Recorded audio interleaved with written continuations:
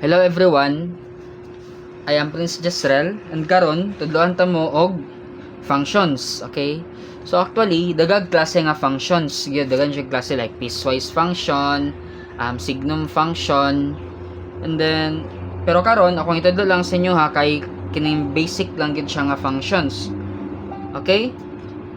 So sige, sugdan nato sa example nga f of x is equals to x squared minus x plus 3. And then, pangitawan na to ang f of 2. Sige, find f of 2. Sige.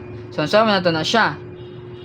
Para makuha na to ang value sa f of 2, ang kanang mga x sa babaw, pulihan na to na siya og value nga 2. Okay, so, we just need to substitute the number 2 sa x. Okay? So, f of 2 is equals to 2 squared minus 2 plus 3. Okay? So, unsa may square aning 2? Diba? 4 lang. It is 4 minus 2 plus 3. And then, this is just equals to 5. Okay? So, very basic lang siya, no?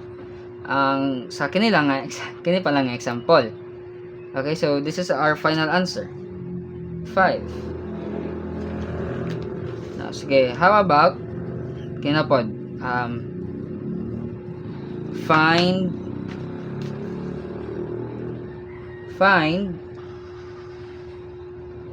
f of negative 4. So similar lang ni siya ganiha. Ang kanang negative 4, ipuli na to na siya sa x. Okay, in order nga makita na to ang value sa f of negative 4. Okay, so f of negative 4, that is just equals to negative 4 square minus negative 4 plus 3. Okay? So, unsa may square ng negative 4? Diba? That is just 16. Okay, negative 4 times negative 4. Okay, negative times negative, that is just positive, diba? So, buot pa sa buot, this is just positive 16. Okay? Sige. So, kana.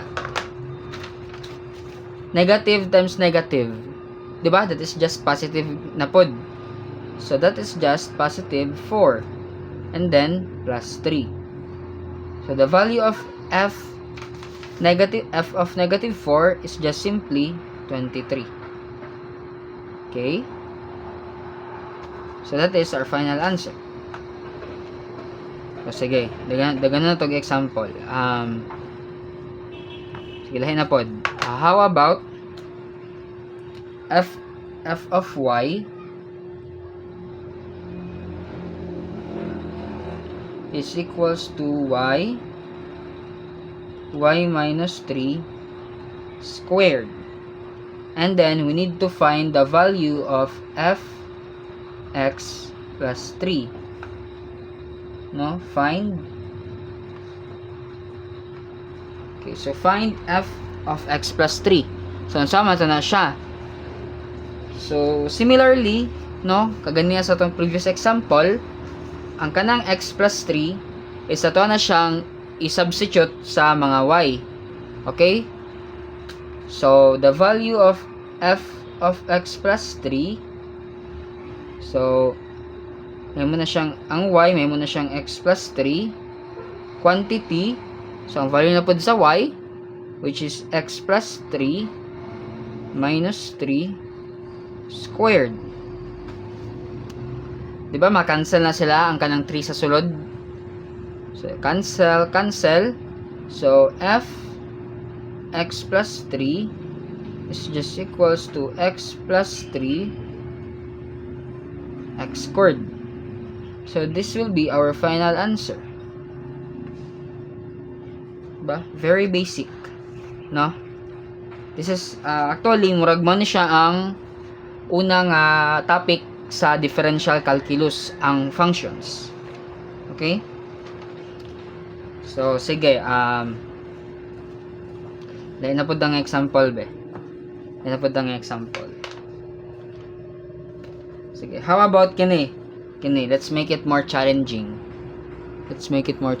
So, how about f of b is equals to b minus b squared all over 1 plus b squared.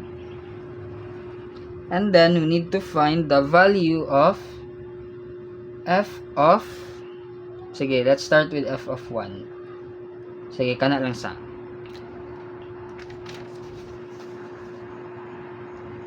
Sige, so let's substitute the 1 sa b, so that is 1 minus 1 squared is equals to, so that is, do not substitute, that is 1 plus 1 squared. Okay? So, simplifying, that is 1 minus 1, that is just 0. Diba? 1, ang square ni mo ang 1, that is just simply 1. Okay? And then 1 minus 1, that is just 0. So, how about 1 plus 1 squared? So, that is just simply 2. Okay? Because the square of 1 is just simply 1. And then, ang 1 plus 1, that is just 2. So, ipalaman ng 0 over 2. That is just 0. So, that is our answer. Okay? So, sige. Kini, let's make it more. Kini, challenging na gini siya. So, how about f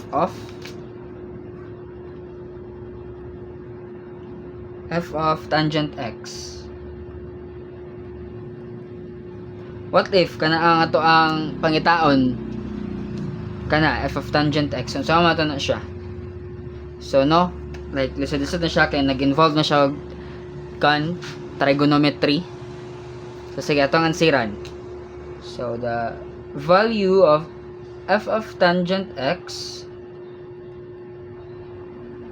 is just equals to, sige, tangent x minus tangent squared x all over 1 plus tangent squared x. Okay. So, as you can see, ang kining numerator, pwede na to makuan. Pwede na to ma-factor out ang tangent x, di ba? Pwede na to siya ma-factor out. However, pwede rin po dito siya pasagdan. Okay? So diri po sa denominator, pwede ta makagamit og katong identity bitaw nga sa Pythagorean, di ba? Nga ang tangent squared x plus 1 is just equals to secant squared x, di ba? Mo na ang Pythagorean identity, if inyong na-remember, di ba? Na ang tangent squared x plus 1 is just equals to secant squared x. So, pasabot, ato, kan denominator, pulihan nato na siya, o tangent x minus tangent squared x over secant squared x. So, ang sunod, ang kanang secant squared x, pwede na to na siya i-distribute, no? Sa kining duha ka numerator. Duha ka numerator noon, kining duha sa numerator. So that is tangent x all over secant squared x minus tangent squared x over secant squared x. So, pag guman ganyan na, pwede na to siya in terms of sine and cosine, no? Kay daga pwede mo siya na i-cancel ani good. So if ito siya in terms of sine and cosine, So ang tangent x, that is just simply equals to sine x over cosine x. While ang secant squared x, 'di ba? Na siya invisible nga 1. 'Di ba? 'Di ba na 1 dia times. So ang 1 over secant squared x, that is just simply cosine squared x, 'di ba? Sige, ito siya para mas klaro, 'di ba? Ang 'di ba na siya tangent of x secant squared x, 'di ba? Ano na siya?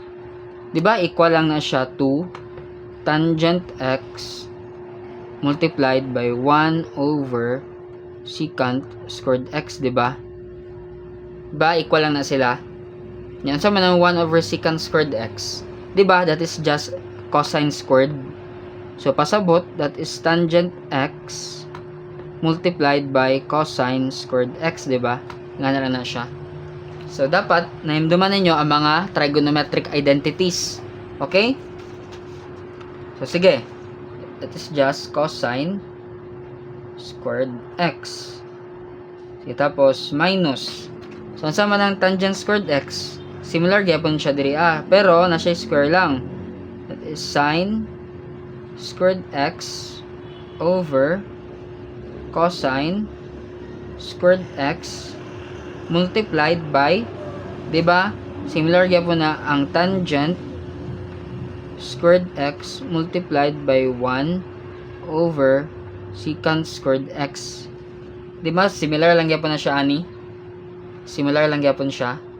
So man ang 1 over secant squared x, 'di ba? That is just cosine squared x gyapon. Okay?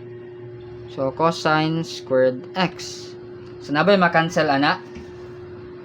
Na ano? So, cancel na to. Cancel.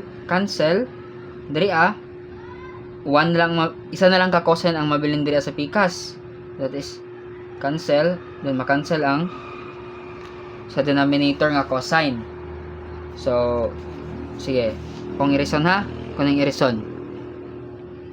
Wala tayo space diri Sige. So, evaluating this, no? So, that is just sine x cosine x minus sine squared of x, di ba? So, pwede pa nato pod kanang ma-factor out ang sine x. Okay, so that is sine x cosine x minus sine x. Okay, and this will be our final answer. Okay. So, mora to guys. Think yun namin nasabtan, no? Sa ko ang example diri So, sige, i-recap na to. So, diri gi-substitute na to ang f of tangent. Gi-substitute na to ang tangent x sa b. Okay? So, after na to mag-substitute, nakabuta og trigonometric identity sa denominator, di ba? Kana siya, di ba? That is just a secant squared x, di ba? And then, pag umana to, kaya ato siyang gi-distribute ng secant squared x paingana. Di ba? Gi-distribute na to siya diri sa numerator. So nahimo siyang tangent x over secant squared x minus tangent squared x over secant squared x. Kay similar ram gud na sila good. Similar na sila. Okay? Kay ang kini sa babaw ug kini siya, kay this is just similar. Okay, this is just similar. Parehara na sila. And then, since kabulo man ta nga napalang i-cancel gid so we kanang gikan na to siya in terms na to sila og sine and cosine. Okay, so na-cancel ang squared kana siya. So na siya nabilin nga cosine x which is kana. And then, diri na-cancel gid ang mga cosine squared x. So, nabilin niya kay sine squared na lang. So, dira, sine squared x. So, ma-factor out mo na to ang sin x. So, that leaves us the final answer to sin x quantity cosine x minus sin x. Okay? So, mga to guys, thank you. Please subscribe. Hihi.